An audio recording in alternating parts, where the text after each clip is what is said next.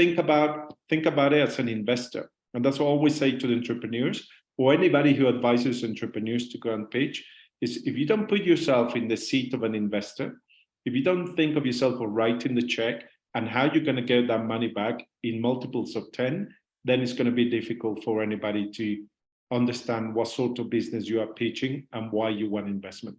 Yeah, absolutely. And that's why within this program, the whole area around becoming an investor is so critical, because it's understanding, until you start to understand that psychology, it's very difficult. And that's why you do find those situations where companies are pitching in a foreign language to investors, and they end up thinking that investors are idiots, and the investors think that the companies are idiots. And it's because there's a and look, as you mentioned earlier, like a lot of angel investors have never been entrepreneurs. So in an ideal world, you were talking about sort of the great angel investors can give back, and they want to share their knowledge and experience.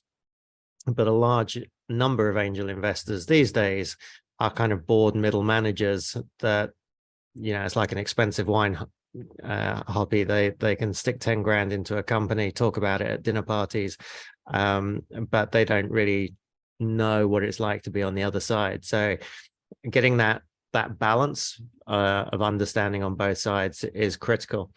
I want to put you back to something that you said, which I think is at the heart of this. When you were talking about why you do pitch at the beach, you said it's a great way to get to know people.